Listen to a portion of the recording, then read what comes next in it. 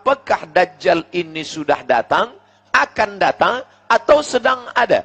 Maka hadis diriwayatkan oleh Fatimah binti Qais. Hadisnya sahih, tidak ada keraguan di dalamnya. Hadis yang paling tinggi kualitinya adalah sahih. Di bawah sahih adalah hasan. Di bawah hasan adalah dhaif. Di bawah dhaif adalah maudhu'. Hadis palsu, tak boleh dipakai sama sekali. Sedangkan hadis dhaif masih boleh dipakai. Sepakat ulama ahli hadis, bila hadis itu dhaif, tapi dia cukup 5 syarat, masih lagi boleh dipakai. Pertama, dia tidak bicara masalah akidah. Bila ada hadis dhaif tentang akidah, gugur, tak boleh pakai. Yang kedua, dia tidak bicara tentang halal haram. Kerana hadis dhaif tak boleh menetapkan hukum halal haram. Yang ketiga, tiada perawi periwayatnya kazab, pendusta. Sebab dia kazab, maka hadisnya maudhu'. Yang keempat, dia masih lagi bernaung di bawah hadis sahih.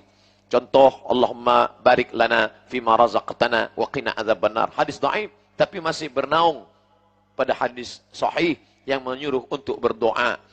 Contoh, Allahumma laka sumtu wa bika amantu. Hadis dhaif, tapi dia masih bernaung pada hadis sahih, maka masih boleh diamalkan.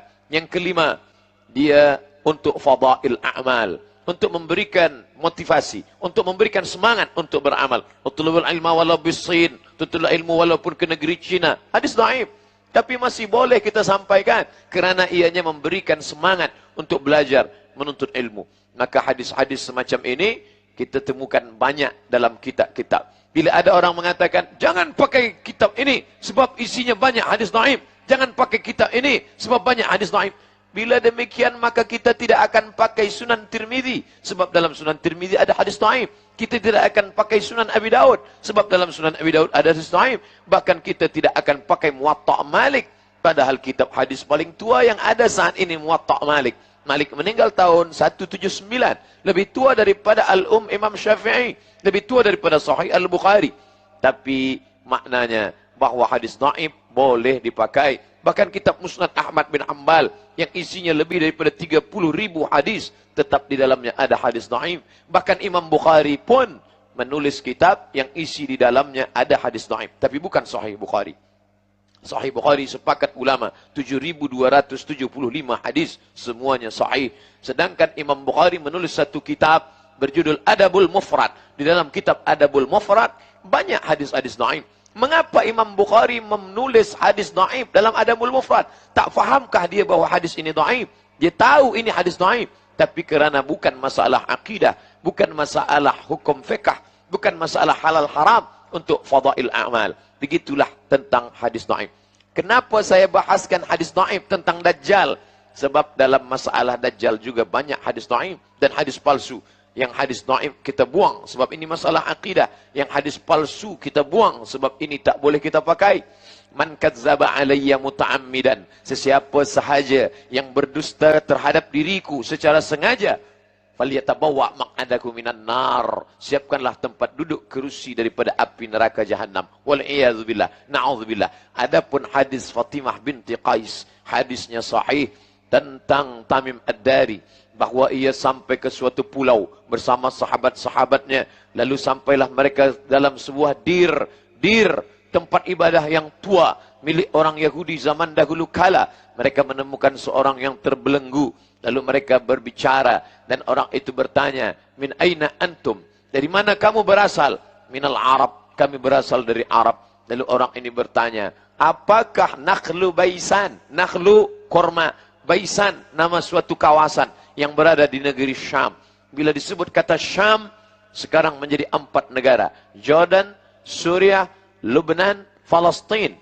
Li'ila fi Quraisy, perjalanan orang Quraisy. Ila fihim rihlatash syita was-saif, perjalanan syita musim sejuk, saif musim panas. Makkah di tengah, Yaman di bawah, Syam di atas. Inilah perjalanan bisnis mereka. Pada masa musim sejuk, mereka pergi ke Yaman. Pada masa musim panas, mereka pergi ke Syam, Yaman, Saudi Arabia, Jordan, Palestin, Suriah, Lebanon. Perjalanan Nabi Muhammad sallallahu alaihi wasallam. Begitu juga perjalanan datuk-datuknya, perjalanan Muhammad, Abdullah, Abdul Muttalib, Hashim, Abdi Manaf, Qusay.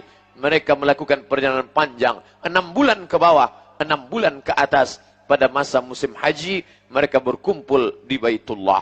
Dalam perjalanan panjang ke Yaman itu, sekelompok orang ini bertemu dengan makhluk yang bertanya, dari mana kamu berasal? Kami datang dari Jazirah Arab. Apakah nakhlu baisan masih berbuah? Maka mereka menjawab, ya, nakhlu baisan masih berbuah. Sampai masanya nanti nakhlu baisan, buah korma yang ada di negeri Baisan, akan mengering. Di saat itulah Dajjal tak lama akan keluar. Apakah hari ini nakhlu baisan masih berbuah? Masya Allah, tabarakallah, wal'iyadzubillah. Allah menunjukkan kebenaran hadis Nabi Muhammad SAW. Nakhlu baisan hari ini berkurang, bahkan sebagiannya mati, pokok-pokoknya mengering.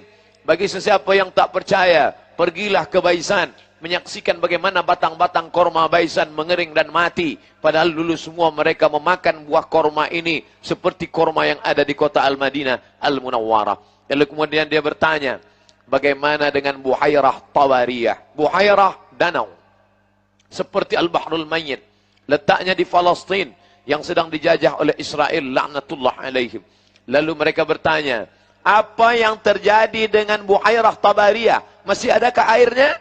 Maka orang-orang Arab ini menjawab, ya, airnya masih lagi banyak. Nanti sampai masanya ia akan mengering. Saat itulah Dajjal akan keluar. Subhanallah, Masya Allah, hari ini terjadi kekeringan yang luar biasa. Persediaan air Israel diantaranya adalah dari Buhairah Tabariyah, Danau Tiberias. Dan itu sekarang sedang mengalami kekeringan yang luar biasa. Masih lagi ada sebagiannya air, tapi tanah-tanah yang menonjol ke atas sudah seperti pulau-pulau kecil di atas danau. Lalu kemudian pertanyaan yang ketiga tentang Ain Zaghar. Ain, mata air, Zaghar, yang ada di tepi Bahrul Mayyit, Jordan, yaitu laut mati. Tempat dulu Allah pernah menurunkan azab. Ja'alna 'aliyaha safilaha. Kami jadikan bagian atas turun ke bawah, bagian bawah naik ke atas. Amtarna alaihim hijaratan. Kami hujani mereka dengan hijarah batu. Min sejilim mandud. Dari tanah liat yang terbakar. Kaum Sadum. Ata'tunar rijala syahwatan min dunin nisa. Mengapa kalian mendatangi lelaki bersyahwat? Padahal ada perempuan. Mereka sudah melakukan perbuatan itu.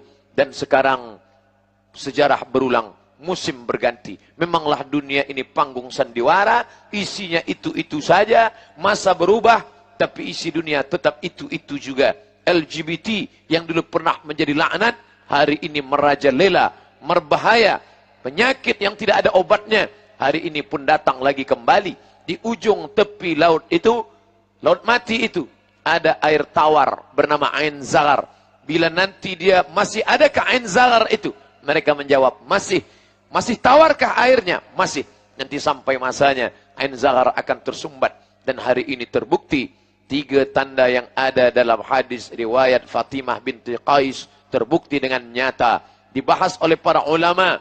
Tidak hanya pada ulama yang alim dalam masalah Quran Sunnah. Tapi juga alim saintifik. Mengerti tentang arkeologi. Mengerti tentang astronomik. Mereka sudah kajikan masalah ini. Dan mereka percaya bahwa kejadian yang disampaikan Nabi Muhammad SAW. Kita beriman dan percaya kerana ia bicara bukan kerana fikiran dan hatinya. Wa ma yantiqu 'anil hawa. Dia tidak memperturutkan hawa nafsu. In huwa illa wahyun yuha. Melainkan wahyu daripada Allah Subhanahu